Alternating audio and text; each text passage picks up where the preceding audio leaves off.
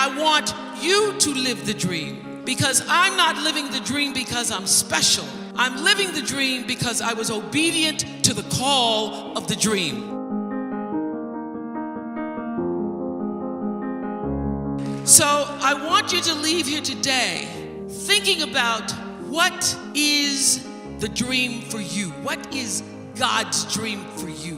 What does the Creator's dream hold for you? So often we spend our lives wishing and hoping and hoping and wishing and desiring things. This is what I know for sure. You don't get what you wish for. You don't even get what you hope for. You get what you believe. So what is it you believe and know to be God's dream for you? So I live in the dream. I'm living in the space of the dream. And dream's good, dream's good. The dream is greater than anything that I could have imagined. You know, when I was a little girl, my father, on Sunday mornings after church, he was a deacon, so he thought he had to say goodbye to every single person. We were the last car leaving the parking lot in the green Oldsmobile. And we would drive through the white people's neighborhoods. And I used to dream the dream, driving through the white people's neighborhoods.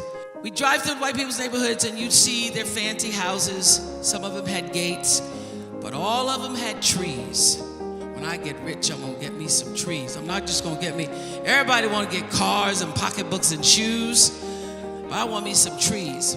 So, as life would have it, I was standing in my kitchen window about 3 years ago in California, making coffee in the morning, and I was looking out the window and I saw the 6 trees. But listen to me, I was making the coffee. I saw the 6 trees. I went out on the porch to actually count the 6 trees. And this is what I noticed, that I could dream the 6, but beyond the 6 trees in my kitchen window are 3,687 trees. How do I know? Because I had them counted. So I said, I want to know how many trees out there. I dreamed the 6. That's as much as my small mind and my imagination could hold for myself. I dreamed the 6, but God can see beyond the 6. Can see beyond the 6 because there was a bigger dream for me. And I'm here to tell you there is a bigger dream for you, Essence. There's a bigger dream.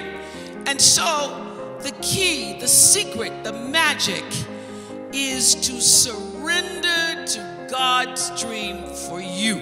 To quit fighting against and pushing against and disallowing against and resisting against and trying to tell the Creator, the universal forces, divine intelligence what you are supposed to do, and get still and know for sure what His dream, the dream, is for you.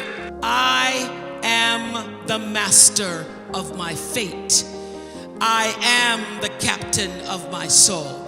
Now, my little 8-year-old brain didn't really fully understand the power and depth of those words, but they sounded good enough for me to write them down and put them on my mirror. And those words, I am the master of my fate, I am the captain of my soul, became a mantra for me.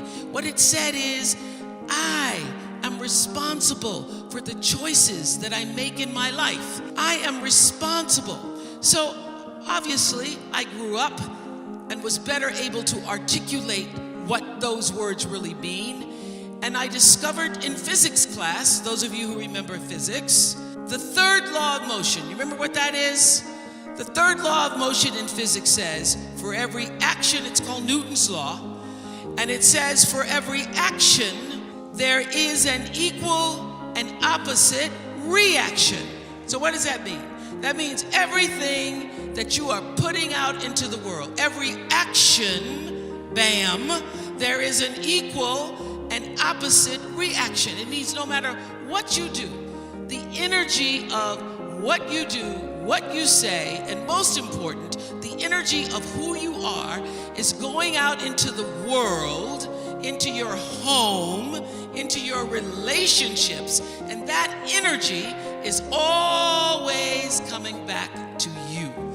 You are responsible for the energy that you are pulling out into the world, because that very energy, bam, is coming right back to you every single time, whether you believe it or not, because it is law. It is law. It is law that what you put out into the world is coming back. Now, in our country and many countries all over the world, they call this the golden rule. They say, do unto others as you would have them do unto you. The truth is, whatever you do is already done. The truth is, so when I learned this, that I am the person who gets to control what comes back to me based upon what I'm putting out. Everything you try to do is already done. So when I figured that out, what I'm putting out is what's coming back, let me get real clear about what it is I'm putting out. Real clear. So I read a book about 1989 called Seed of the Soul. And in that book, Gary Zukav talked about the laws of karma, of the laws of cause and effect, the third law of motion.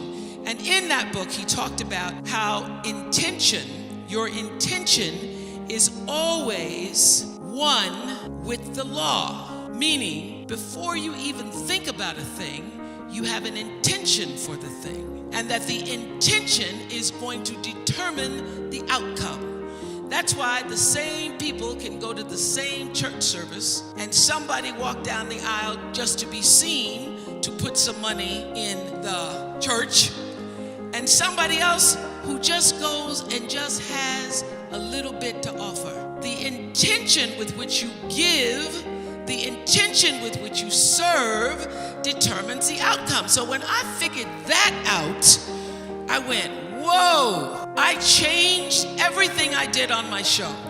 I called in the producers and I said, from this day forward, I will no longer be speaking to the KKK. I will no longer be speaking to people who are fighting each other in a way that it is damaging to the character of myself and other people who watch. From this day forward, I am only going to do intentional television. And they're like, how are we going to do that and still win? The reason we remain number one for 25 straight years is because every single day I would have a pre-show meeting and have the producers come in and state to me, what is your intention? How do we want to use whoever is on this show, whatever is happening on this show, to serve the audience in a way that fulfills the mission of uplifting, enlightening, encouraging, as well as entertaining. And if it doesn't do that, then I can't do it. I can't put my name on it. So I use this principle of intention for everything. I don't do anything without thinking about what is the real reason, what is the real motivation, what is the energy of my intention that's going to go into my thoughts and action and then be returned back to me. Do not allow yourself to be marginalized and defined by other people's agendas and intentions, because the power of your story lies in your personal intention. So it is my intention to fulfill the dream of the Creator.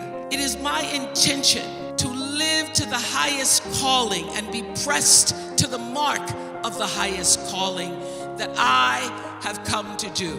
And when you can ask the Creator, ask that which made you you, what is your dream for me? I guarantee you, instead of you trying to define the dream, what is your dream for me? If you're able to lean into the dream that the universe and all the forces of light and love and power and grace, by all the names that we call God, has for you, nobody can touch you.